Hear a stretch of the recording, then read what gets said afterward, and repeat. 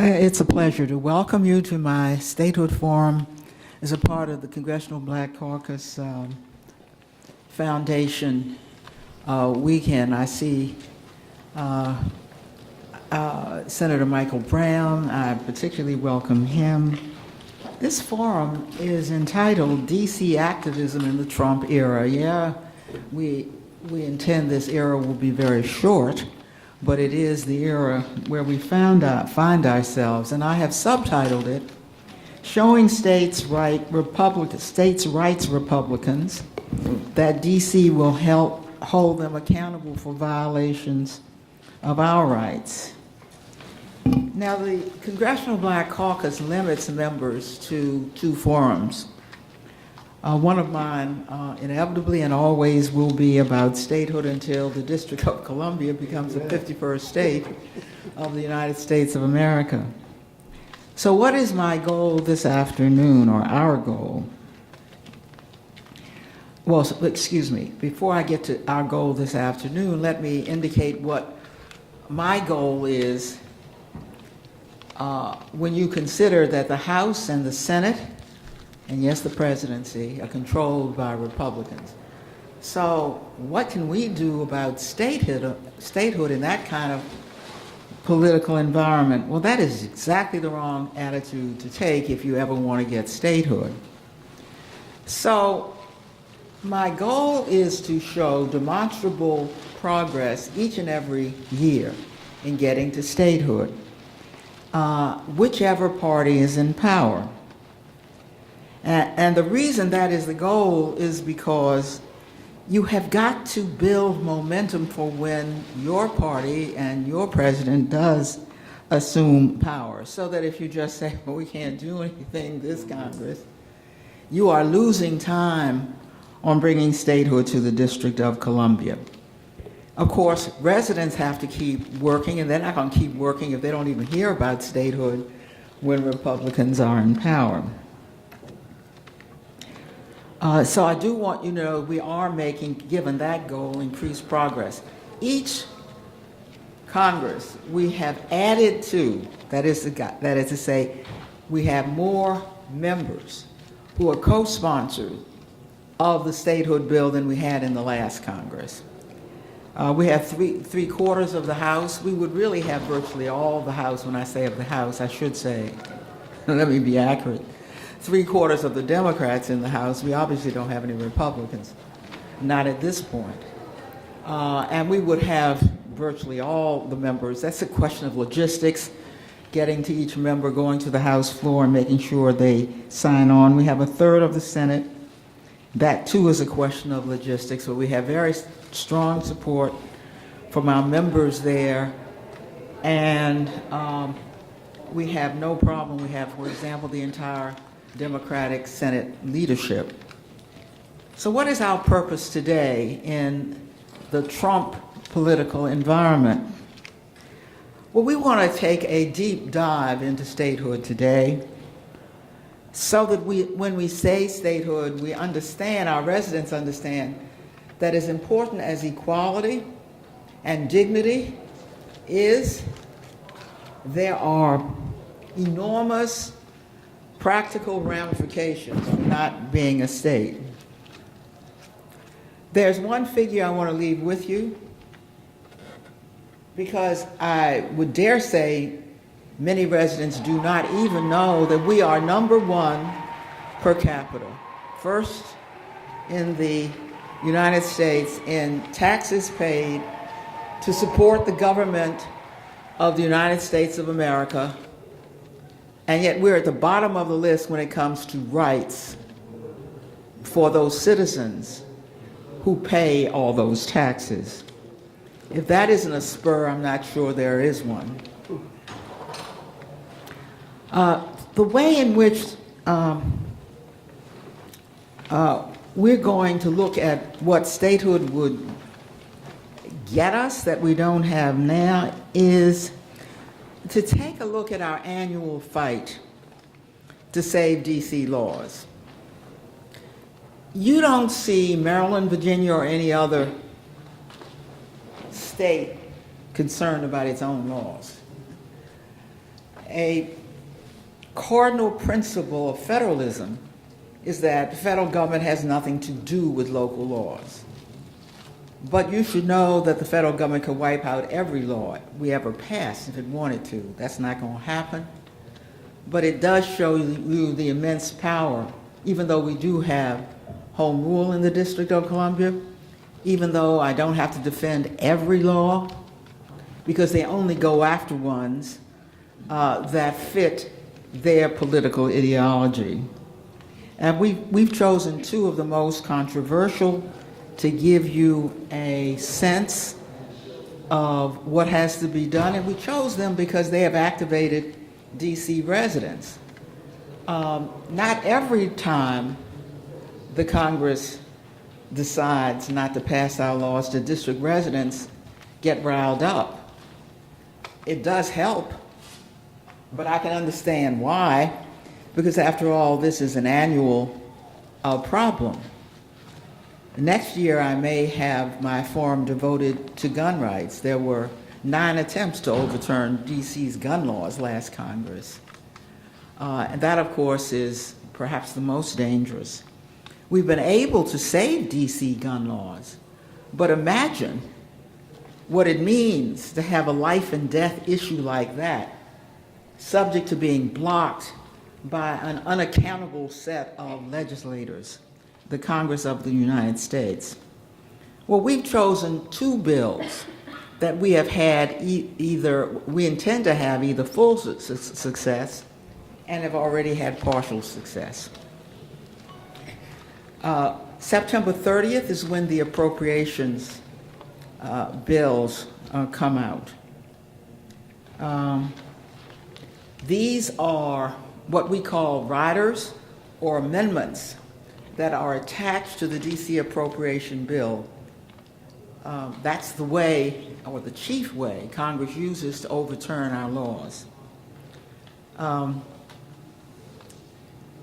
One of the subjects is our death with dignity law, and the other is marijuana reform. Now, death with dignity, we have actually won so far. And I'll have a word to say about that well, actually, we're going to start with that, so maybe I should start with that. We have gotten some distance on death with dignity. The Congress doesn't try to overturn each and every law we pass, but they have tried to overturn death with dignity quite apart from the appropriation process, which makes it possible. But there are 24 House Republicans from states that have medical aid in dying, another word for death with dignity. That's why I believe, despite the fact that this bill went on the floor, went through committee as a bill, it never got to the floor in the House, and it was never taken up in the Senate. 24 Republicans, 2 of them in the leadership of the Republican caucus, trying to overturn our death with dignity law, even though they have similar laws in their own states. So what they're trying to do now is do it undercover, under the cover of the appropriation bill.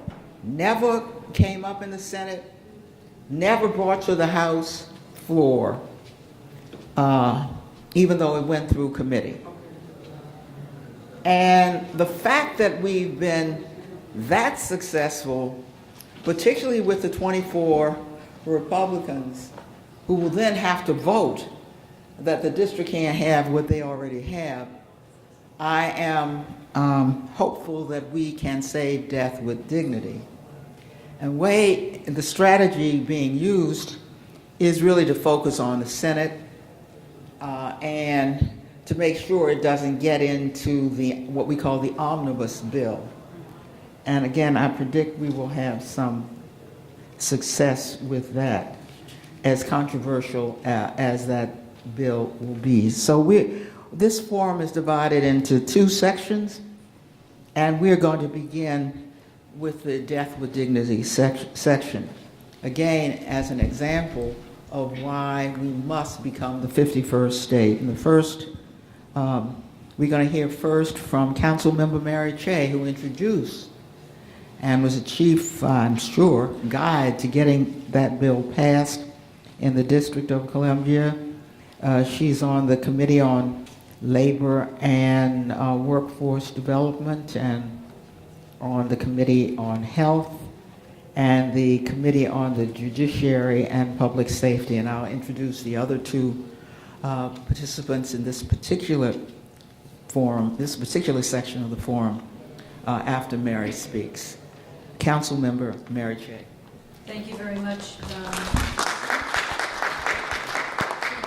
Okay, I hope everybody can hear me. Yes, this has proven to be a flashpoint for some of the Republicans in Congress, and we're grateful to our warrior on the Hill, as we call Eleanor Holmes Norton, for protecting us in terms of our own self-determination. As you know, I assume, that Congress has, under the Constitution, the full and plenary authority to control all aspects of the District of Columbia. And even though we have been granted home rule since 1970, which is extensive, we have a council, a mayor, and we pretty much take care of our own business, as we should. The Congress reserves the right at any time about any bill, either at the moment or even going back in the past, to repeal anything that we've done under this full and plenary power. It's not right, it's immoral, it's an affront to democracy, and it's illustrated, and it gets, sort of play when Congress exercises this power over something that's uniquely our own. It's our laws. The medical aid in dying bill essentially is this, so that you know what it is. If somebody has a diagnosis that they will die in 6 months or less, it's the same standard that is used for entrance into hospice care. Then, if they are terminally ill, they may seek assistance from a doctor to have medication that they could take that would allow them to choose the time and the dignity and circumstances of their death. 6 other states already have this. The state of Oregon has had it for 20 years. So we have a fairly long track record about how it applies. First of all, nobody is obligated under this bill to participate. No doctor, no medical facility, no patient, no pharmacist, no one. And the patient, him or herself, has to be able to self-administer. Now, I did get some objection from people who are disabled to say, well, it's not fair that we wouldn't be able to avail ourselves of this bill because we can't self-administer. But that, for the purposes of moving this forward now, I thought was a bridge too far. So it says you have to self-administer. There's a process that you have to ask twice. It has to ultimately be in writing. 2 doctors have to talk to you about it, both your attending and a consulting, to make sure that you're not depressed, that you're otherwise competent really to make this decision. And from the experience that we have, what we find out is it's largely older folks, most of whom have insurance anyway, so they're not doing this because they're running out of money. And it's people typically with a cancer diagnosis. And it's people who want to have control over those final moments. As they stand on the precipice of death, they want to have that autonomy and control. Indeed, it's that idea that's probably most prominent to explain why about 1/3 of the people who go through the process don't even take the medication. They want to know that it's there. They want their autonomy. They want their control. Now, to get this passed in the District of Columbia, we didn't just sort of throw it out there. We went through a very extensive process over a long period of time. I personally, but others, have gone out, to community groups, to religious groups, to all sorts of groups who wanted to talk about this and hear about this. We had hearings, extensive hearings. We had, the usual legislative process. And at the end of the day, together with polls that were done showing overwhelming support for the bill, at the end of the day, on a 13-member council, we got a vote of 11-2. The 2 votes against, one of which was Councilmember Brianne Nadeau, I could never really fully engage with her about what her concerns were. She just was a no. The other council member who disapproved was Yvette Alexander, who represents Ward 7, which is largely African American. She felt that her community was not on board sufficiently for her to vote yes, even though the polls show in her community there was, again, the same kind of widespread support for this. Now, another member from a largely African American community in Ward 8, Ruby May, who was on the council at that time, not only supported this because she believed that her constituents overwhelmingly also supported it, but what she said is, she said, you know what, I don't want my constituents to have to go to other states to avail themselves of this, and people in the African American community, just like anybody else, ought to be able to have this choice, And so, at the end of the day, we got the 11-2 vote. It has to go over to the mayor signed it, we sent it over to Congress. And as you may know, Congress requires that we send it over, it has to sit over there for 30 days.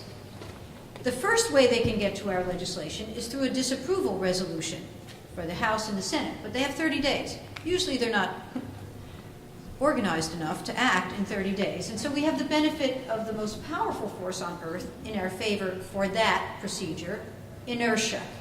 Okay? So they have to overcome that, and they have to disapprove of it. But they can still get us, as Congresswoman Norton said, they can get us via these riders, and that's what we're facing now, and that's what we have to face down. But when Congressman, what is his name in Maryland there, Harris, I'm trying to suppress it really, when he was asked, well, how many community meetings did you have? How many constituents did you talk to? How many people were you involved with who told you that they wanted you to throw a wrench into this legislation that we overwhelmingly support? The answer is none. None. It's strictly an ideological issue with them. They play with us because they can. You know, I don't ordinarily like to advertise my own law review articles, but I'm going to give you one because the title captures it. It's called Theories of Representation, for the District of Columbia, only statehood will do. Only statehood will do. It's in the William and Mary Law Journal. Nobody reads law review articles. I get it. But still, it talks about all the ways that people say, well, you know, Congress, you know, you're lucky you have all the members of Congress to represent you. Poppycock. And all of the other theories are false. Only statehood, full statehood. And while I would like, you know, as you know, a delegate to the House to have a vote, we are entitled morally, from democratic values, to have the full representation in the Senate and in the House, and to have our local laws insulated from this interference and play by Congress. This is one of them. I hope we can get it through, but it's just illustrative of the problems that we face. So if any of you are from states other than the District of Columbia, which we are not a state yet, I would plead for your assistance to talk to your representatives, to be supportive of what is only a right and just outcome for us, which ultimately would be statehood. Thanks. Thank you, Mary. You should know that 75% of the American people support medical aid in dying. This may seem a controversial bill, but when you ask people, they think it's your autonomy, and that's what you should do. I want to now ask Mary Klein if she would say a few words and appreciate the work she's done for Death with Dignity. Mary Klein is a retired journalist and artist who has ovarian cancer that is incurable. There's a quote from Mary that has been very inspiring to me. If I had the option of a peaceful death, a death with dignity, I might not use it, but it would bring me great comfort to know that it is there. Mary Klein. Thank you.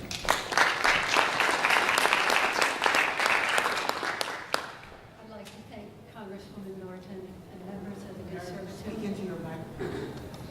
Is this on? Yeah. I'd like to thank Congresswoman Norton and members of the Congressional Black Caucus for this opportunity to speak today. And I'd like to thank Councilmember Mary Cheh for introducing the Death with Dignity Act and never giving up on it. First, I'd like to tell you a little bit about myself so that you will have a better understanding of why I so strongly support the Death with Dignity Act.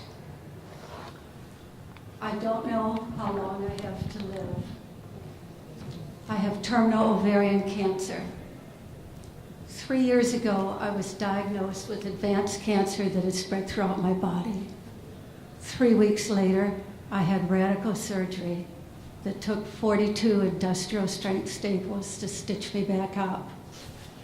2 weeks after that, I started the most intensive chemotherapy possible, and I've been on chemotherapy almost continuously since. I've been in and out of the ER and hospital numerous times, and I've learned to cope with extreme bursts of pain, some of which last for hours. The chemo has damaged my nerves, which limits my ability to walk, and now I'm having some damage to my hands.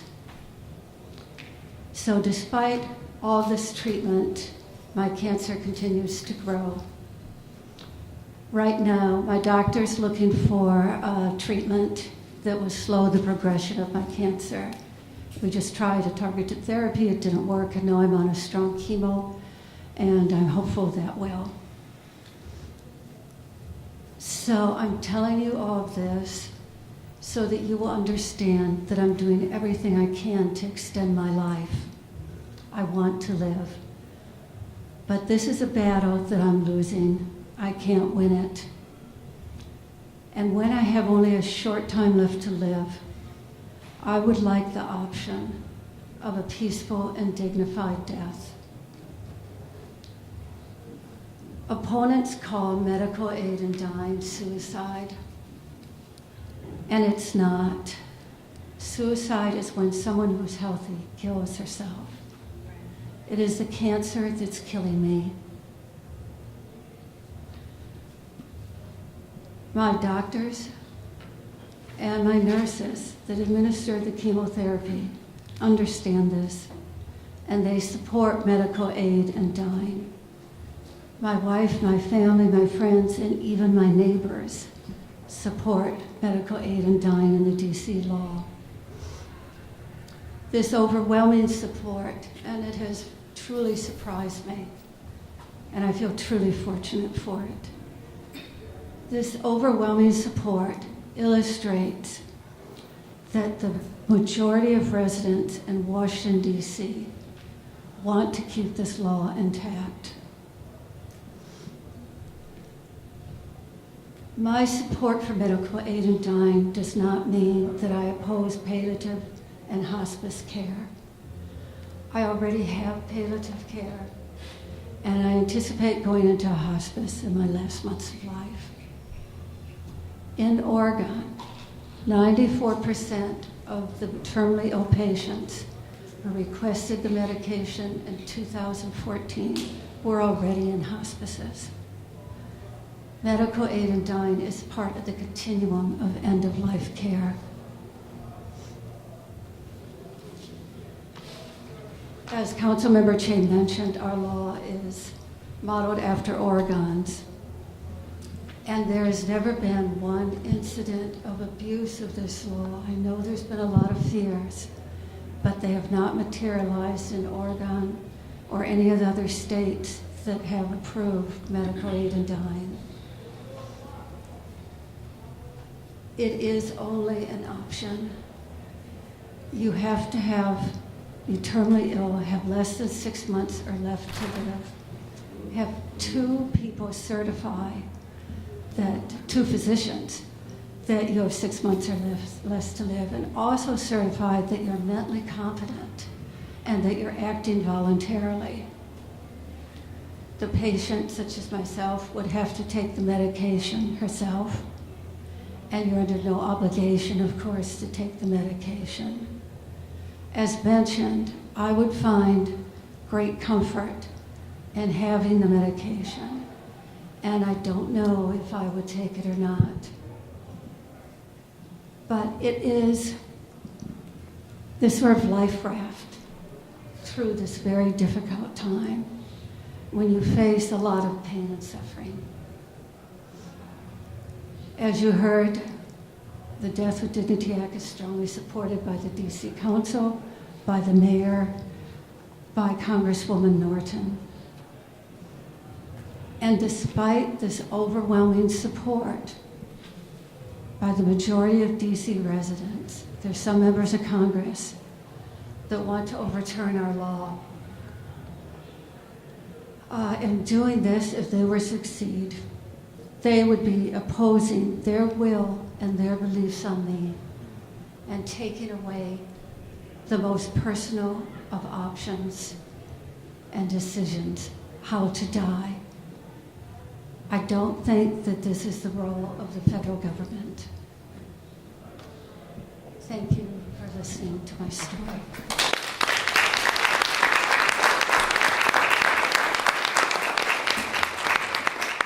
Well, nothing could be more convincing than hearing directly from someone who is taking advantage of this law, and it's an inspiration to me to keep it. We wouldn't want Mary Klein to feel she had to move to another state. I was visited when there were hearings on, or when there was a markup on this bill. Remember, this bill did pass committee. It just I think the fact that there were 11 members who have it kept us from, helped us to keep it from getting to the floor. But I was visited by and this is why Mary's direct testimony is so important to me. I was visited by the husband of a young woman who at 29 years old found that she had uncontrollable, incurable brain cancer. And this man came all the way to Washington in order to say to me that his family had moved at that point. I think California did not have the law. They moved to Oregon to allow her to die. And the reason they did that was because this pain was so severe. There was nothing that could control it, that he felt he had no alternative. So when people sit in judgment, I think they need to hear some of these stories, and that's why Mary Klein's direct testimony and the counseling coming here has been so important. Now, there is an organization, Compassion and Choices, which in fact is carrying this message nationwide, and I'm very pleased that we have one of its staff members, Brandy Alexander, the National Constituency Manager, who has been with the organization 11 years, to say a few words at this time. Thank you. Thank you, Mary, for sharing your story. Every time I hear it, it just impacts me so much. This issue really hit home for me in 2011 when my father's cancer came out of remission. He declined quickly, had a very painful, excruciating death. It's the first time I saw my father cry. And I don't know, like they're saying, if he would have chosen this option, but I know it would have provided so much to our family and to him if he would have had an opportunity to die peacefully in his sleep. So I'm just going to give you a little bit more information about how medical aid in dying has worked throughout the nation. As I said, it's authorized in 6 states now and the District of Columbia, so hopefully we'll be able to say 7 states soon. Those are Washington, Oregon, Montana, Colorado, Vermont, and most recently DC. So in more than 40 years of combined history, as was mentioned before, there's never been one case of misuse or abuse of the law. In fact, the Journal of Medical Ethics recently released a report that stated rates of assisted dying in Oregon showed no evidence of heightened risk to the elderly, women, the uninsured, people with low educational status, the poor, the physically disabled or chronically ill, minors, people with psychiatric illnesses, including depression, or racial and ethnic minorities compared with background populations. So all of the fears that have been raised by opposition clearly have not happened throughout the 40-year history. And as was mentioned before, support is widespread among every community, every demographic, every political affiliation. 53% of African Americans nationwide support 67 to 75% of all Americans, 69% of Hispanics, and even 70% of Catholics support medical aid in dying. So last year, Medscape polled physicians throughout the nation to get their opinion on the policy. And again, they found 57% of physicians support the option. Organizations such as the American Public Health Association, the American Academy of Hospice and Palliative Care, and even the DC Commission on Aging have all endorsed the practice. Throughout the nation, 7 medical societies have dropped opposition and changed to neutral positions. So it just shows every community is starting to embrace this option. So you may ask, like, why is it so important beyond individuals like Mary Klein who are facing terminal illnesses? What has been found in states that these laws are authorized is that it improves palliative and comfort care for everyone, not even just those facing those illnesses. Recently, the New York Times released an article about California's experience, which they've had the law about 1.5 years now. And already physicians have noticed improved conversations, people taking actions towards doing more advanced directives and talking about their end-of-life care. 1 in 640 in Oregon have actually taken the medication. 1 in 50 have talked to their physician about it. But I think the most important stat is that 1 in 6 have talked to their families. When we face, particularly in the African American community, we don't like talk about dying or end of life, even when we know we're facing a terminal illness. So these laws help foster that relationship with the medical community so that we can start dying in better situations. So even this option, even though it may not fit your value system or something that you would do, just having the conversation alone has impacted the medical community and how people are dying in states where it's authorized. So I'll just close with a quote from one of our advocate ministers. And he said, "When dying people have alternatives, a final measure of control, they feel a sense of comfort and peace that allows them to truly live during their last days. This is the greatest gift we can grant our dying friends and loved ones." Thank you.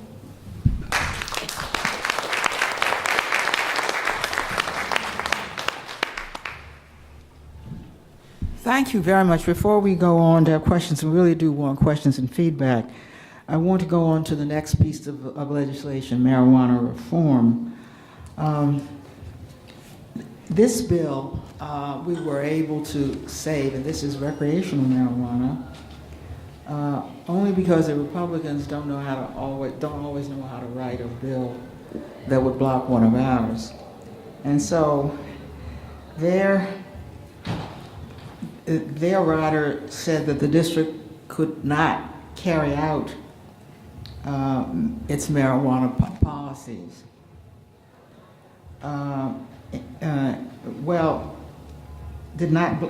Didn't block DC from carrying out its marijuana policies. It simply blocked our marijuana bill. Well, we had already enacted the bill, so they were not successful in keeping us from carrying it out because it had already been enacted. Therefore, we kind of are partway there. The problem with being partway there is that the district has not been able to regulate marijuana, and it has not been able to tax marijuana. The regulation is very, very important because the district does not want marijuana to get in the hand of, for example, minors. Children. So you would think the Congress of the United States would be mindful of that and would not keep the district from protecting the most vulnerable, and would leave it to the black market. Indeed, because the district cannot regulate marijuana. I should also mention and congratulate Mary Chey and other members of the council. They didn't move forward simply because they think everybody ought to smoke pot. They moved after there were two independent studies, one in ACLU and another, I think, the Lawyers Committee for Civil Rights Under Law, that showed that when it came to marijuana arrests here, more than 90% of those arrested were African American. So why do you think that happens? I think it happens, and the council's legislation has done something, I think, to even address that. It happens because there may be more police officers in these communities, and so you can pick somebody up if you smell a little pot. The bill says smelling it isn't enough, and is very thoroughgoing. But when they found the huge racial disparities, I've begun to spread the word to my own colleagues. I'm sure this is nationwide, in the hope that we can make what has happened here in the district a national policy. This is important because we find that blacks and whites use marijuana at the same rates. It's a big university town, so you can imagine all across the district, people are smoking every day. So the district, seems to me, acted in ways that should make us all proud. Now, Adam Ettinger got the bright idea to do a referendum and succeeded in getting 71% of district residents to endorse recreational marijuana. It's 2 ounces, and has been very active in keeping this issue alive in the Congress and in the city. He's been arrested more than 20 times, but interestingly, not all of that is for marijuana. I mean, so Adam just looks for causes to get arrested for, but he's certainly been at the frontal edge of marijuana reform, and I'm going to ask him to describe what he has done and is doing to make sure that we maintain our law, and so we don't only have possession, but we have all that goes along with possession. Adam Ettinger. Thank you. I really appreciate being here today to have this opportunity to speak to all of you. I wanted to make sure you knew about these flyers outside. Did you guys pick one up? They were on the table. I have a few more here. But the reason why they're so significant is that under federal law, this is drug paraphernalia. This isn't free speech, because there's a perforation. And if you rip this, you can put it at the tip of a joint. And this is a very valuable, it's called a crutch, but it's very valuable to a cannabis consumer. This says consume inside. So when we were doing our campaign in 2014, the law had not changed, and when we went through the dealer network in the city, which is extensive, rather than do what a lot of national marijuana groups had done, which was shun marijuana users, to treat dealers like pariahs, we instead looked at dealers as the people we need to win over.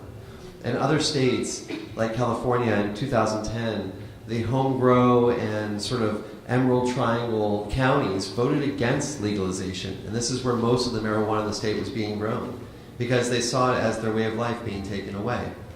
I was recently in jail twice in 1 week this year. On 420 I was arrested, and on 424 I was arrested up on Capitol Hill. DCMJ had organized a congressional joint session where on 420 we would give away 1,244 joints to only congressional staff with proper credentials. This is not for the public, but we found out that if you offer cannabis at an event, you get a big turnout, and we wanted the staffers to talk about this. So for weeks we were inviting them, visiting every single office, talking about home rule, talking about statehood at the same time, but we were, emphasizing that this is legal to do, that under our initiative you can gift up to an ounce of marijuana. I could bring an ounce of marijuana to an event like this, and I'm not violating any laws. This is for someone else, but You can smell it though. Actually, if I open this, the whole room is going to smell. So this is home grow. I grew it. It's fairly new harvest. Yeah, it's very new. It was grown on a back porch, lawfully under the sun. It cost me less than $25 in fertilizer and inputs. The same ounce in a dispensary costs over $400, $500. So when we fought for home cultivation, we were also fighting for the lowest income people to be able to provide for themselves.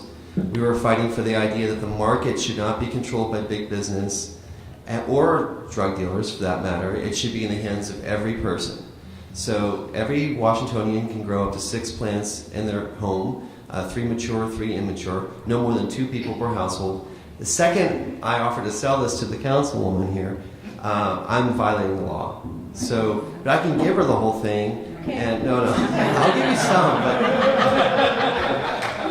but So we were looking for like a people-friendly, consumer-friendly law, and we begged the DC Council for this for years, and they wouldn't give it to us. They said, "Oh, home grow, that's crazy. Congress will shut it down." So in a way, the initiative showed that there was tremendous support. It was 70.1%. I appreciate the exaggeration of 71%, though. It was an issue of 71. It had a campaign that was citywide. We registered over 20,000 new voters through this process. People had been not voting in DC and lived here for more than a decade. I met many people like that. They were like, this gave me a reason to vote. Ballot initiatives put the power in the people's hands, and it really does sort of look right into Congress's eyes and say, what are you going to do, overturn our laws that we voted on, that the majority voted on? And it wasn't just a small majority, we're talking close to 3/4 of the public. Every single precinct in the city, except for one in Spring Valley, voted for legalization. So it's popular across the board. It took a lot of outreach to the African American community, particularly among older African American women who lived through the 80s and 90s and the horror of the drug war. The drug war was the problem, not the substance. We have 0 emergency room deaths from cannabis. It's never happened. Okay, we have people who overdo it and end up in an emergency room, and they're just having a panic attack.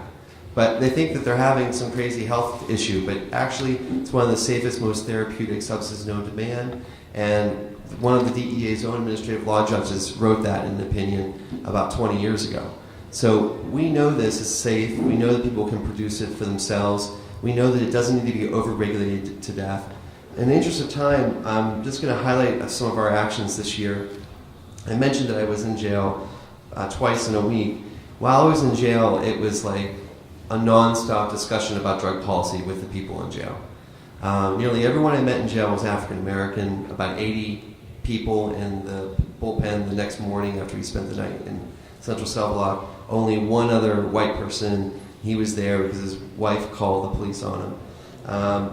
Everybody else was unlucky, had been stopped, got unlucky. They had some substance on them.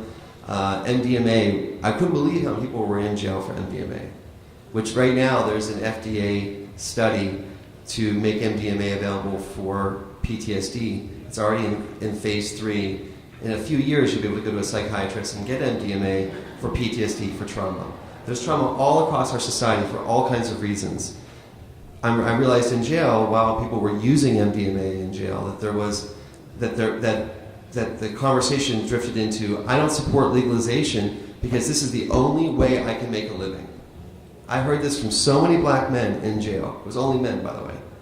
And I would argue with them, no, legalization is why you're in here. Because it's not legal, that's why you're in here. Legalization will keep you out of jail. And no. And it was a big debate. But there's truth there. There is truth there. If we don't present opportunities for people, like for instance, our medical marijuana law here keeps out anyone with a conviction, with a drug conviction. So how is that going to help people? You legalize it, you're just taking away this way that people make a living and pay the bills and buy diapers. There were so many men in there that had kids, multiple kids, and with multiple women in many cases. These guys were like irresponsible. I give you that. But when we were in jail, we could talk drug policy, And so I'm someone who believes that to really challenge the system, you have to challenge it. You can't just talk about it. You can't just do symbolism. It has to be real. So that's why we gave away joints on Capitol Hill. That's why on Inauguration Day, Trump's Inauguration Day, we gave away 9,000 joints in DuPont Circle, right outside the circle, not on federal land. About 10,000 people came, all across the area. And guess what? About a third of them were Trump voters. And they came from out of state, and they were like, wow, it's legal here. This is so exciting. Trump's going to make it legal. And they thought Trump was good on this issue. But, we found out real soon afterwards when Jeff Sessions, came in that he wants to make this top priority. So DCMJ, we were there at 4:20 in the morning on Capitol Hill, and I'm going to stop here because I think Sandra's going to pick up where I left off. But, we're an activist group. We meet in public libraries every couple weeks. All across the city, we're constantly meeting. We don't use marijuana at our meetings. We have a lot of families involved. We have mothers who have kids with epilepsy who moved to the district because they wanted to grow their own medicine. So we're dealing with a lot of people who have illnesses, and this is a safe haven now. The city is a safe haven, and I hope you guys will keep it that way. But I know I've taken a lot of time, so I'll just stop here. Thank you.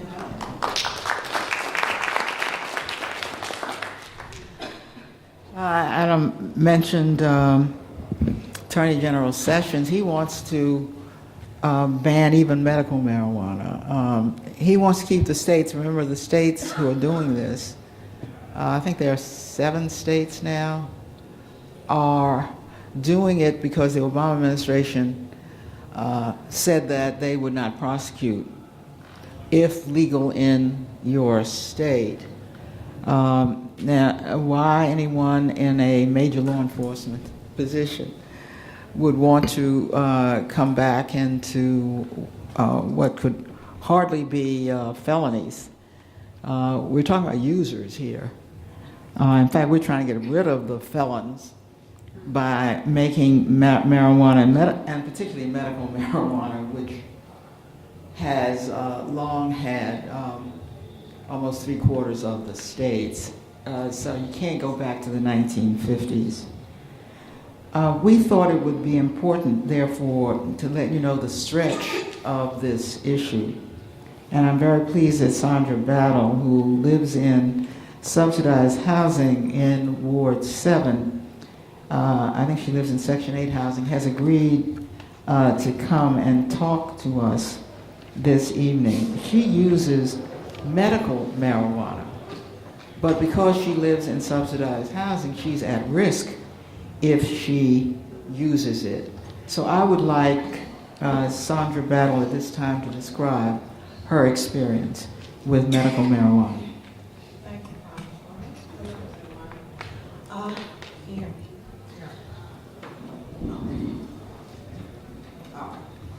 Hello again, my name is Sandra Battle, and I am a volunteer with DCMJ, and to touch on the strides that we have made with the initiatives and everything, we're still fighting.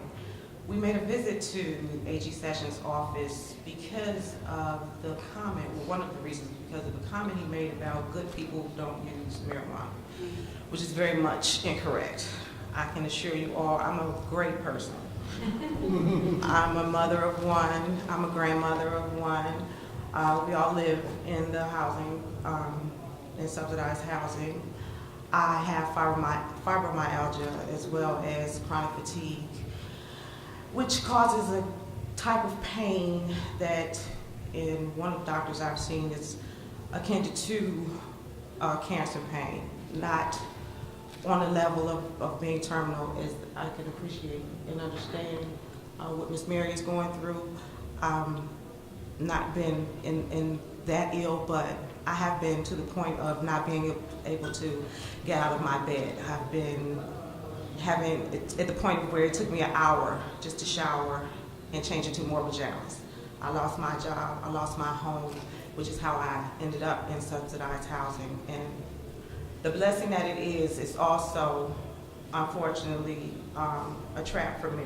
There's a type of double indemnity, I call it, because I'm low income and I'm ill. I'm at risk of also being homeless with 7 days notice and no avenue of appeal if management so decides to serve me with a notice. That's wrong. The ability to govern ourselves as a state is imperative, more so because of people like myself and people like Ms. Mary that don't have the ability to have top-notch government paid for health insurance or a home that ensures that they can medicate. Think of Ms. Mary, and if she was in a position of being in public housing and having the ability to use CBD oil or flowers or whatever type of medical cannabis that could help her, and have to deal with the thought of she may lose her home because of some antiquated, unfair rule by legal bullies, because that's what this is. It's legal bullying. There's no reason why DC can't make its own way, set its own laws, set its own rules, regulate and legalize, enabling us not only in the medical field, the medical users to have one less sword over their heads. It's enough the day-to-day dealing with getting through life, especially if you're dealing with a disability. My daughter has lupus and fibromyalgia. She no longer has a pituitary adenoma, which is a brain tumor that, thank God, is not cancerous, but it's also diminished because of her use of cannabis. The prescription medications they had her on had her sick. She still has medical prescriptions that she has to take because of the lupus, but she's come so far, as well as myself. I weaned myself off of all pharmaceuticals because they were making me sicker than the fibromyalgia. So I have days where I suffer because of the pricing of the medical marijuana is not conducive to a person on Social Security. So you may get through with enough for a week, but even within the discounts and things that were put in place, it's not enough. If we were able to grow our own legally without that federal overhang, there would be so many more people that would be able to function, that would be better parents, just be better citizens, because they wouldn't be threatened in a city that should be a state where they pay taxes and they're treated like something other than the wonderful citizens and people that they are, like myself. All right. Yeah, and I really don't appreciate being categorized. The stigma is like, as the Congresswoman said, we're trying to take things back to the 50s. No, it's a plant. It's not a drug. It's not something that you're going to use and put your baby in a microwave. All that foolishness of the 30s is still being perpetrated, and people don't understand the health shrinking of tumors. I just learned last week that my aunt that I lost in April passed of breast cancer. So now I have an increased risk from my grandmother and my aunt. It was just now moving closer to my age. And then I think about how I may have been able to help her extend her life if it had not been for the stigma and the laws and the foolishness attached to the legalization, total legalization of marijuana. There are many, many people that have the ability to be well and not be damaged by pharmaceuticals. And the thinking has to change, the tide has to change, and we have to understand that it's bigger than just someone wanting to hang on a corner and get high and not know. It's not about that. If you use it recreationally in your home as it's taxed and regulated like liquor, do that. Let people have centers and clubs where they can chill and enjoy themselves. But also understand that we're not criminals, we're not gangsters, we're not lazy do-nothings. We're fighters, we're mothers, we're grandmothers. I'm sorry, my grandson has autism.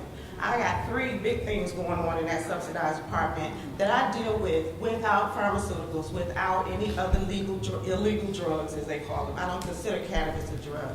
It helps me sleep, it helps my pain, it helps my anxiety, and it's helping my daughter's lupus. And I want to get my grandson on a therapy, because I believe more so in the natural than the, pardon my language, crap that they have him on. That's really not helping them. So thank you very much for having me, and I hope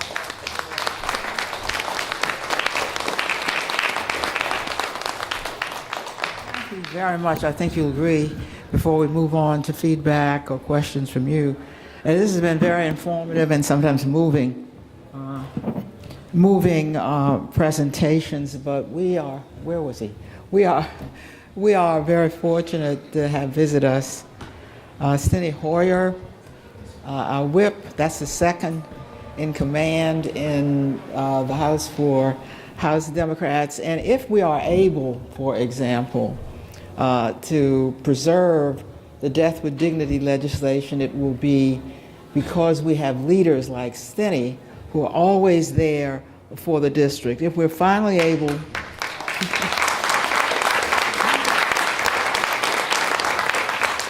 if we're finally able to get where 7 states have gotten with recreational marijuana, it won't be because the House all of a sudden got religion. It's because we always have help from the top of the Democratic caucus, Steny Hoyer. And I'm going to ask him if he wants to say a few words at this time.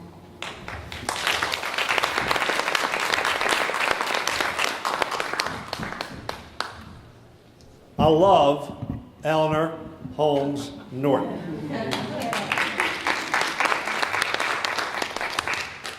Eleanor Holmes Norton, however, is one of the examples of the great blots on American democracy.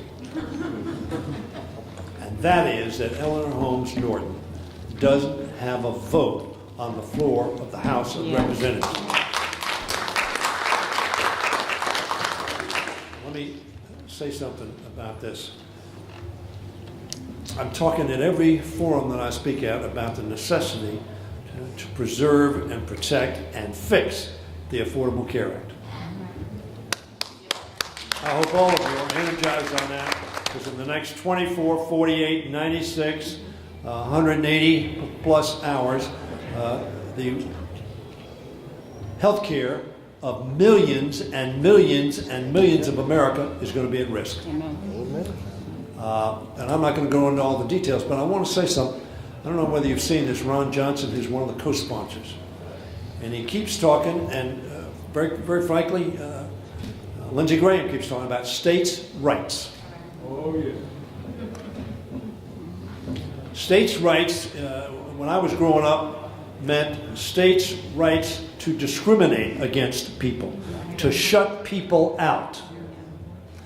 We pledge allegiance to the flag, one nation, under God, indivisible. Senator Johnson talks a lot about states' rights. And he talks a lot about how, you trust the local people to do it. And when I hear him saying that, I say, that sounds nice. How are you on home rule for the District of Columbia? How are you on not interfering with the decisions that people make in the District of Columbia for their jurisdiction as opposed to your jurisdiction of Wisconsin?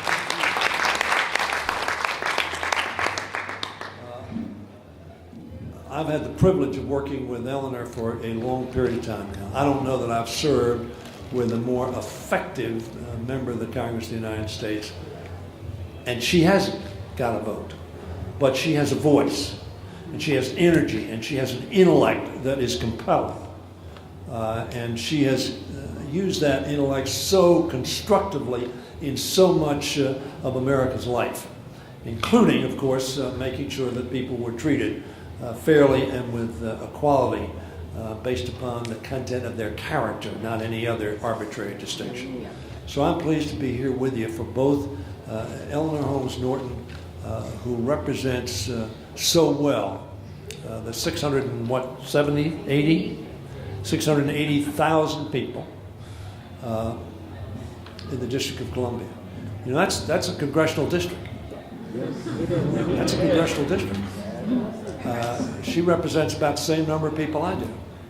And she ought to have the same vote I have. No other capital city of a democracy in the world doesn't have a voting member of their parliament. Not one. Only America. Now, you can have a lot of debates about a lot of things, but what you can't have a debate about is there are almost 700,000 American citizens living in the District of Columbia. And they shouldn't be less of American citizens because they live in our nation's capital than if they lived in Maryland or Virginia or California or New York or Florida. Eleanor raises that issue on a regular basis. You need to be raising that issue at your homes. You come from all over the country. To make sure that your fellow citizens know that there is this blot on our democracy that we need to remove. And so I'm so pleased to be here with Eleanor. I'm so pleased to be with all of you. And I will pledge this. I will continue to be fighting at Eleanor's side to respect and honor the opinions and the actions that are made by the D.C. City Council and the mayor of this city, or the governor and the legislature, depending upon how you want to call it.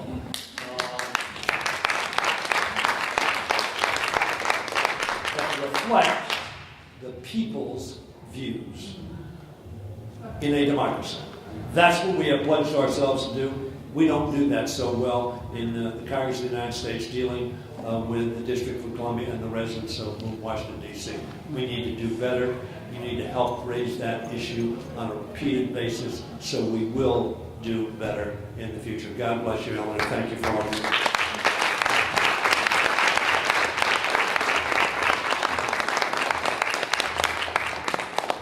Look, Steny Hoyer, his generosity, his strategic guidance for everything we know, knows no bounds. Let's hear it again for our Democratic Steny Hoyer.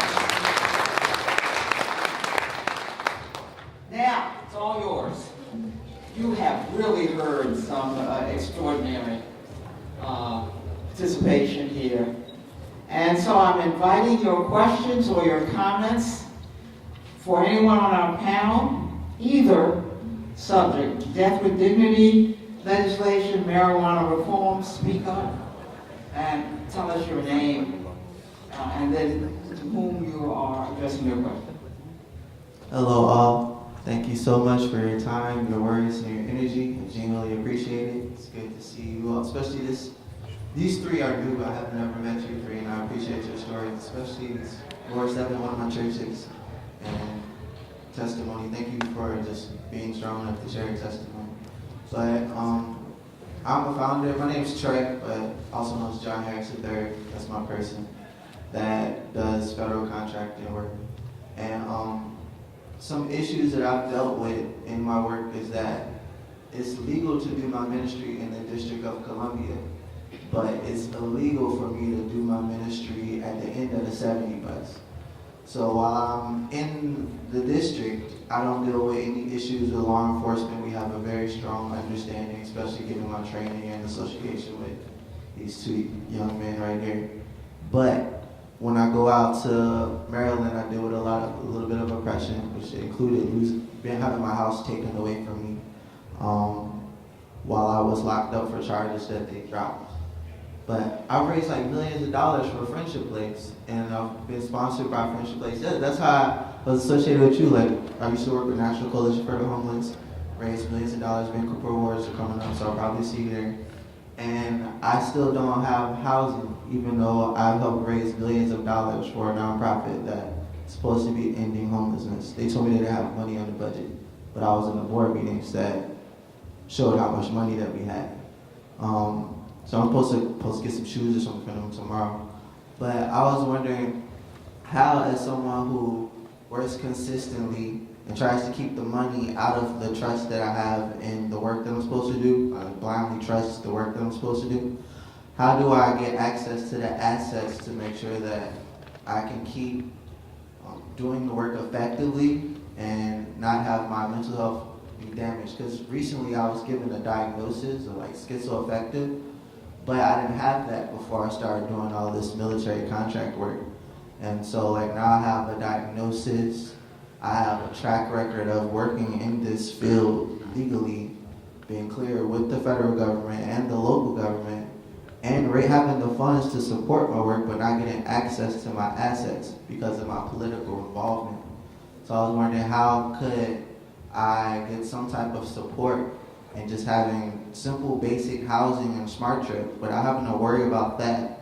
I'm very, very effective. Right now, I don't have housing. I have a smart trip and a phone, but no housing, just access to chapels and stuff like that. Public. Did you have a question based Yeah. on one of the issues raised by the panel? Yeah, I was just wondering how can I if get you want access to to talk, housing. if you want help with housing, I do have some staff members here. One of them supposed to be like my caseworker, because I stopped by. Yeah, but we got a panel here now. We have people here. Is there a question for any member of the panel? Yeah, Ward 3, Mary Chang. I was wondering if you could help me out with work that I'm doing with Friendship Place. They gave me this phone, which is how I was able to actually get here. So I was wondering if you could help me out in any type of way. Well, I have great confidence in Friendship Place, and I'm surprised they haven't been able to help you with housing. Jean-Michel, who runs Friendship Place, is extraordinary. If you want to talk to me or talk to my office afterward, in terms of the nonprofit and the assets that you've been able to put together, nonprofits typically have a board and they have a structure. I'm not sure exactly what the approach would be to that particular board, but as far as the housing thing, definitely come to my office. I have a staffer here as well. Kelly is she's raising her hand now. Kelly Whittier from my office. And, if we can help you with Friendship Place, I'm happy to do it. And frankly, I'm surprised that they haven't done that already. They're really very, very responsive. Okay? Thank you. Thanks very much. Thank you. Good afternoon. My name is Dr. Kinaya Shakoya. I'm the project director for the Washington Senior Wellness Center in Ward 7. I just wanted to thank Ms. J for sponsoring the Death with Dignity Act in working with seniors. Our center is a wellness center. Our seniors are living independently, and most of them they're 60 and older, and most of them are retired. But I'll tell you, dignity is so important to them for living and for dying. And I know in working with that population, they would fully support this act, or do fully support it right now. So I just wanted to thank you for that. Now, I have also just a question and a small comment for Mr. Eidlinger. First of all, I am a doctor, but what is MDMA? That's one thing. And the next thing is, it seems to me that the policy on marijuana needs to be, broadened a little bit. Because you have marijuana here in this city that's legal, but if you are applying for a job, they have drug screening. If marijuana comes up in your system, you can't get a job. So, you need to be able, and of course, I do know that if it is in your system, it's not because you've had some the night before. You could have had some 6 months ago, and it would still come up in your system. So I'm just suggesting that you may want to take a look at employment as it relates to marijuana. I want to respond to that. So absolutely, employment policy needs to adjust. We need to have something like an 8-hour rule.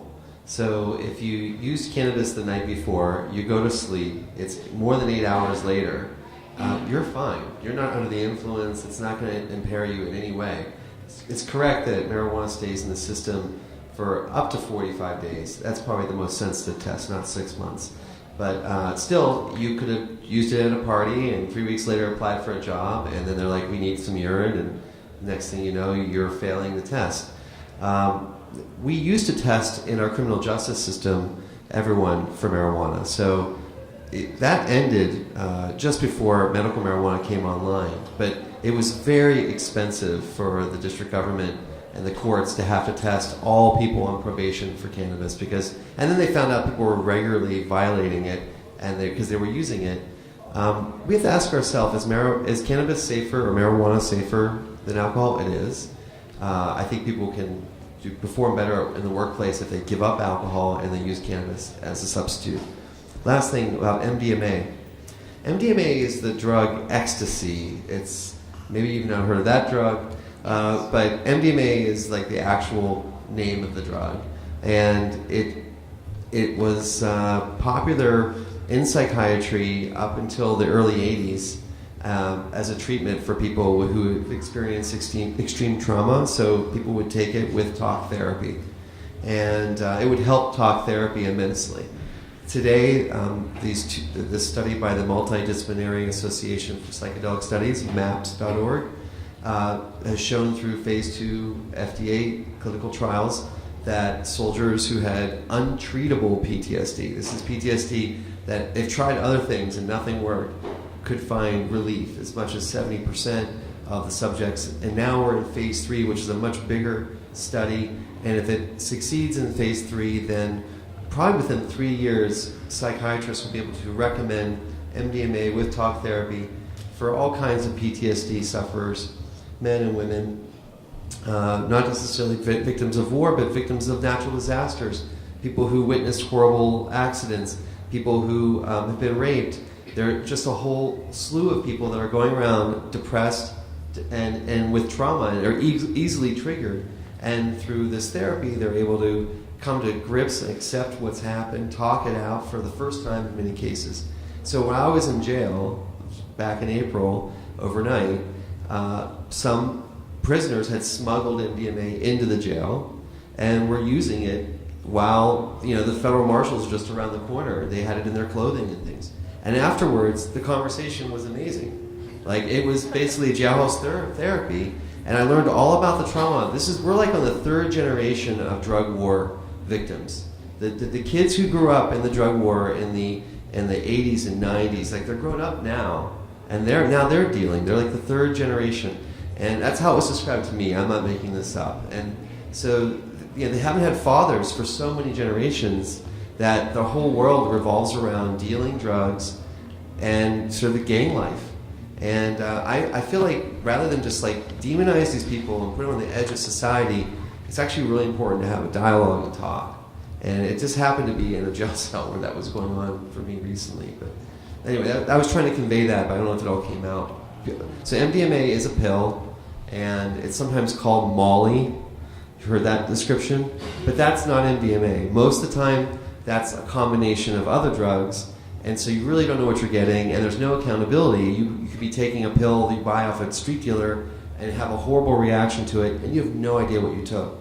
So that also lends the argument to legalization that, well, through legalization, if someone does take this, you'd be able to say, where did it come from? Where's the source? Things like that. Thank you. Yeah.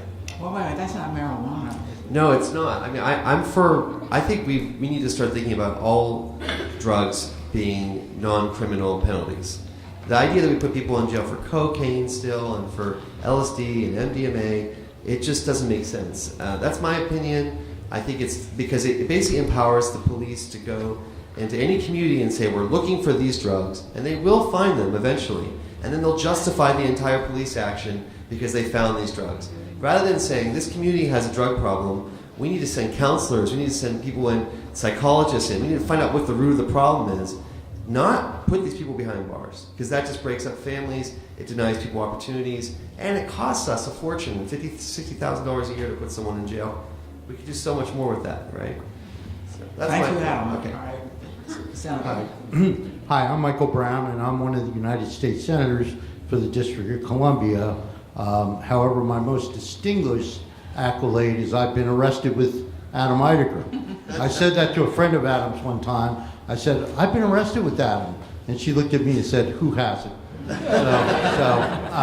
Anyway, thanks for being up there, Adam. And Mary, I went through hospice with my older sister who raised me because my parents died when I was a child.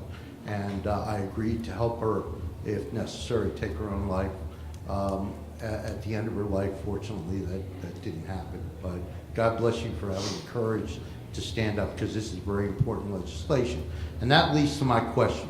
Every person on this panel that I've heard today says that statehood is the ultimate resolution for us. So I ask you, Councilwoman Che, my councilwoman, why can't we get the city council to stand behind the delegation that was elected to represent people in the District of Columbia on this issue? Our funding, which we've only had for 2 years, 21 years we've been in existence.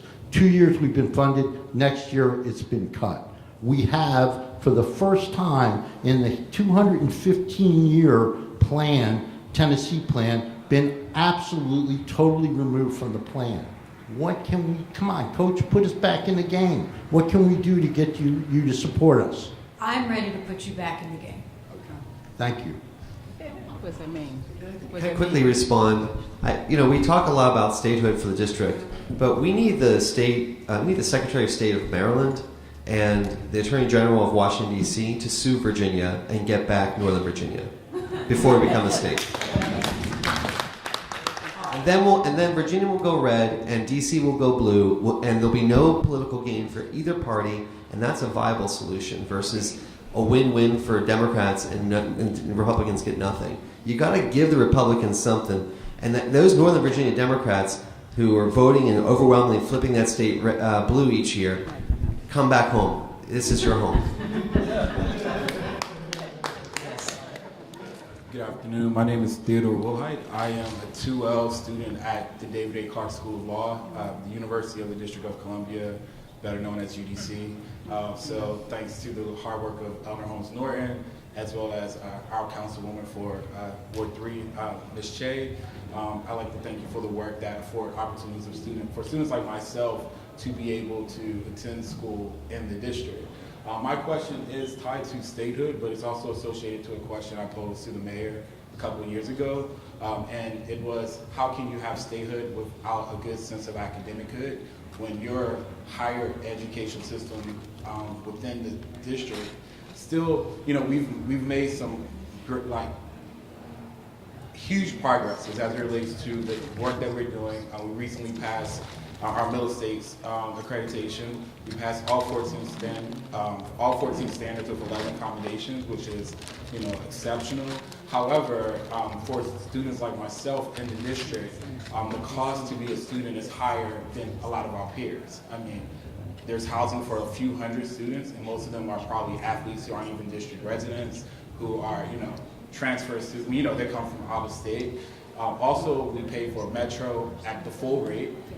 We have schools like American who offer, I have friends that actually transferred this year. My entire study group transferred to American, and one of the perks they get as students is unlimited Metro fare, and one of them lives in Maryland. So again, how can we ensure that the academic positioning of our higher ed system in the district is that reflective of a state with the financial means and resources that the district now brags about? How can we as students, who most of us are from east of the river, we're commuting all the way to Van Ness Metro, and for me, I spend close to $8 to $10 a day as a full-time student just commuting, on Metro. So what things can I expect from our leadership? Aside from these areas, but also just how can you help sustain us as students to make sure that we have the resources we need to finish and to do the work that our community needs us to do? Thank you. I guess that's directed to me, but I'll take it anyway. Thank you. A couple of things. For a number of years, unquestionably, the University of the District of Columbia was underfunded and probably remains underfunded. More recently, I have worked very closely with the chairman of the council. And Congresswoman Norton at the outset said I'm on this committee and that committee, but the fact is I chair the Committee on Environment and Transportation, which includes environment, energy, transportation, Department of Public Works, Department of General Services, the Parks and Rec Department, the DMV. It's a big committee. That means it has a big budget. And I claw through there to find extra money for things that we need that haven't been funded in the budget sent over by the mayor. And I've been able to get money both for our public schools but also for UDC. And working with the chairman, we've been able to increase that budget each year. Still, we want to do more. In terms of the Metro cards, American, and we can do the same, and we should do the same, has struck a deal with WMATA, whereby as part of your student fee, you pay one fee and then you get unlimited use. So you pay this one fee, it's a base sum, and then WMATA gets to take that all together, and then you get this unlimited use. It's something we can do and we should do. But in any case, I do want to tell the audience as well, and you said you're a law student, Yes. correct? 2-0. Yes. I made it over the initial up. So, yeah. He's on his way. Yes. But the University of the District of Columbia Law School is really extraordinarily stellar. Its emphasis is on clinical education, and I believe it's ranked number 4 in U.S. News and World Report in terms of quality of clinical education. That's extraordinary. And I want to do a little shout out for your dean, Dean Shelley Broderick, who's been the dean there for since the flood. Yeah. I can't say that now because there's so many floods, but for 19 years, I believe. Yes. And has really put that school on the map. And so I think the trajectory is upward, but you're quite right. We should do more. One of the things with UDC, of course, is that unlike some of these schools, I'm a law professor at GW, there's Georgetown, there's American, they have endowments, they have a source of money from alumni that far eclipses anything at UDC. And so it has to come out, a lot of it has to come out from the budget, but also it's tuition driven, and so we have obstacles that some other schools may not have. But that doesn't mean we can't do more, and I want you to have some confidence that we've been on that upward trajectory. So thank you. If you can make the question. WMATA thing happen, I think for a lot of students that would be like a major push. Again, most of the students do not live in the community of Upper Northwest. Most of the students are community. Right. From other parts of the town, and it's really expensive when you have And 5 I appreciate classes that. in And 5 one of the days. things we have done, it's an allied thing. But it's not your thing. But you can see how it's connected. We've been trying to get the same deal for students in general who are older. Whether we can, ramp that up is a good question, and we should explore it because we also want to help people who are in a certain cohort. Who are working, but they're sort of the working poor, Okay. where transportation is a major question. But we're sensitive to it. I thank you for the question. I appreciate it. Thank you.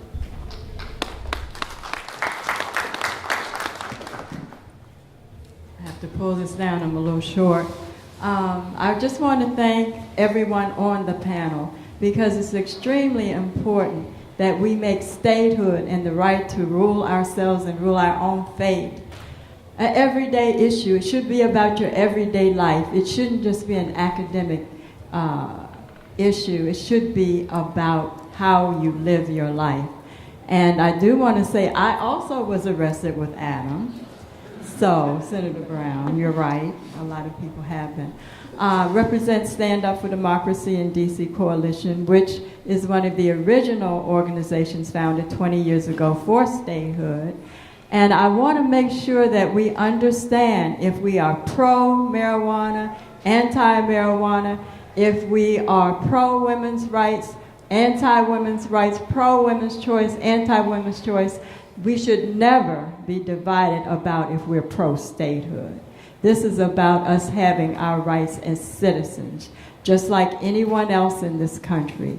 We don't need to be divided. We need to be united over what we should have and always deserve and always pay for, as paying the highest federal taxes in the country per person. We should always support statehood. We can fight over other things, but don't fight over statehood. Thank you.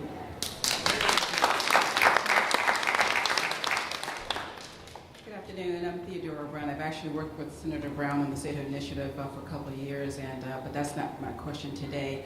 I'm a mother. My son is a senior in high school, McKinley Technology High School, and you mentioned, Councilwoman Che, about protecting our vulnerable community. Our kids are vulnerable. And so I'd like to know who's monitoring, who's watching what's happening with our kids with respect to the legalization of recreational use of marijuana. And I also am a parent advocate. I've worked in all sorts of capacities throughout the last 23 years. Currently working with the McKinley PTO organization to make sure that we bring resources to our school to assist our teachers. But who's watching our babies from the council level or any other organizational level? I'm not sure exactly what your question goes to. I mean, juveniles are not eligible to have recreational marijuana. That's right. However, you can't regulate it, and Right. therefore, one of the real problems with the district law has nothing to do with the district, since the Congress keeps them from regulating it and taxing it. So it's going to be up to parents, and because your own city can't do what it wants to do. I don't know if any of you have any ideas about what to do to keep marijuana out of the hands of children under what age? I'm not sure what the age. 21. Huh? Is it 21? 21? But this should be a major mission of our city when Mary Cheh and City Council and the mayor have their hands tied behind them by the Congress of the United States. And I'm willing to work whatever, we put together, whatever, sort of brainstorm we can do, because again, I've been advocating as a parent for 23 years, and this is an issue that is prevalent amongst our kids now. They're experimenting with it because they know it's legal, adults can smoke it, so they're smoking it with just impunity, and we need to do something about it. Thank you. Well, thank you very much. I'd like to respond to this. So people have all, since the 70s really, in high schools, marijuana has been present, and the question is, I hear that, but we don't want teenage use because there's still brain development. That's right. And that needs to be said, that your brain is still developing, you shouldn't be using this. However, there are teenagers and even younger that use cannabis in the district lawfully with a doctor's recommendation because they have a serious illness. When we were writing the initiative, we put it out for public comment for 6 months. And we got a bunch of comments, but only one that had to do with the age. And it was a mother of a 16-year-old and a 13-year-old. The mother said, I would support this if the legal age was 16, because I don't think teenagers should be locked up for experimenting with cannabis. That's not a good outcome of any kind of, it's not legal for them. And it was interesting because I was like, well, that's not politically viable to put 16 to be the legal age. We're going to have we're going to have parents all across the city saying, you want to make marijuana legal for high school kids? But the point of this was, well, what happens to the high school kid who gets caught with marijuana versus a high school kid gets caught with alcohol? The alcohol kid gets returned to the parents. They get a warning. They go to counseling in school. The kid in high school who gets caught with marijuana, or if they're dealing, God forbid, to the other high school students, they're going to juvie hall. They're going to be in jail, basically, for kids. And I think you have to really look at the impact of alcohol on society versus marijuana, and we're talking about tens of thousands of deaths on the highways. We're talking about broken families. We're talking about abuse in the household. It causes violence. All kinds of studies show that alcohol causes violence. Nothing of the sort with cannabis, but we're treating alcohol so much more leniently. So I would say at the very beginning, we should treat cannabis at least on the same par as alcohol because it's a lot safer. And then if that doesn't work, then look it over. But right now, I think the penalties are much too harsh for teenagers. They get pulled out of school, they get expelled. Come on, this is not helping them. Intervene, talk to them. Fortunately, when I was in high school and I got caught with alcohol, I wasn't expelled. I wasn't kicked out of school, or locked up. No, I had intervention. Counselor talked to me. My parents were called into school. There was a conversation. It didn't end with anyone being in any capital punishment, is what I'm trying to say. Well, look, that issue that you've raised really is a challenge to me because the Congress needs to allow studies of marijuana and medical marijuana. Yes, we know from studies done privately, and it's difficult to get marijuana to get a quantity of marijuana even to study. So this is a kind of congressional adherence to ignorance at the expense of particularly of children. So if we could find out what are the actual effects on brains beyond what we know, and if we could know more about medical marijuana than anecdotal evidence, we'd be in much better shape than we are. I do want to say, we've been talking about marijuana as if it were crack cocaine. Marijuana is de facto legal. It is smoked all over the United States. You pick up people only in areas where police are found in great numbers. It is a particular outrage to essentially legalize marijuana, for example, in the 6 or 7 universities in the District of Columbia, and then have people arrested.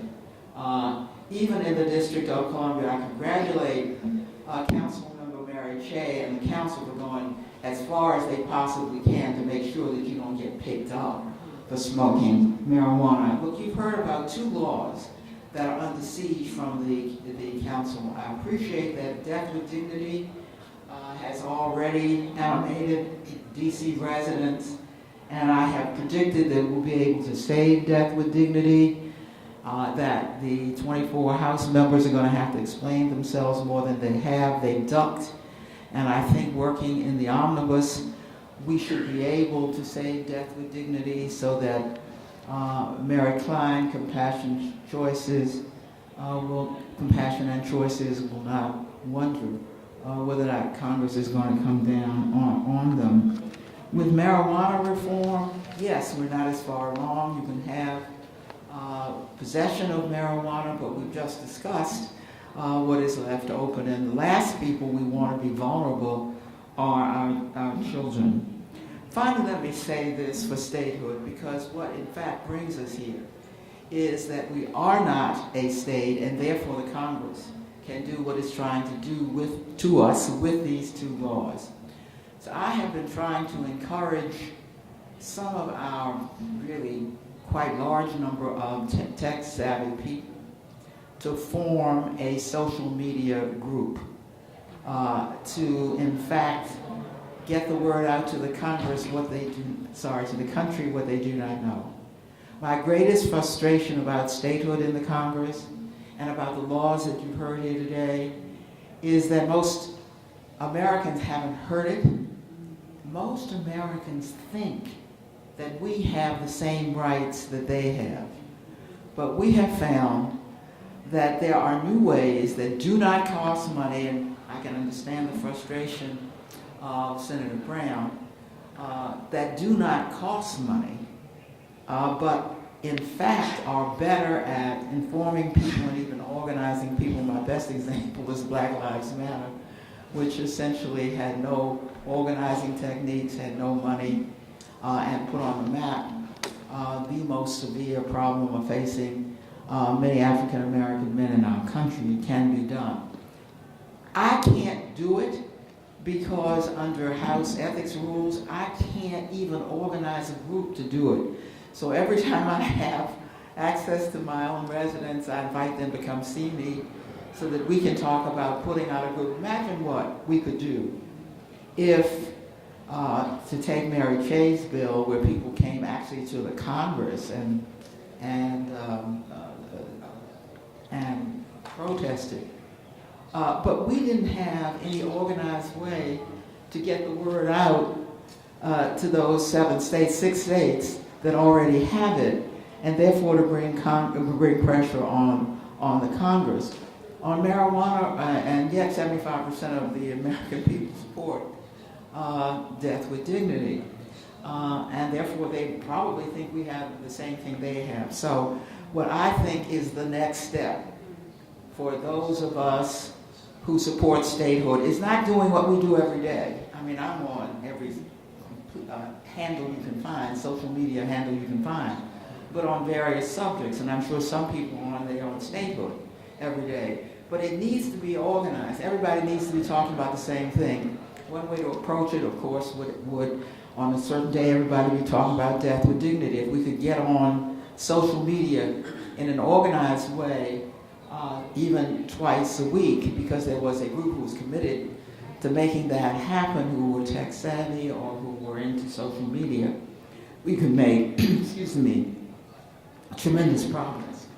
But I think what you've heard here today is that citizens, on their own, are making great progress in keeping Congress from interfering with laws passed by the District of Columbia that have been passed because they help district residents. So I would ask you to join me in thanking our panel who has performed so expertly today and informed us so well.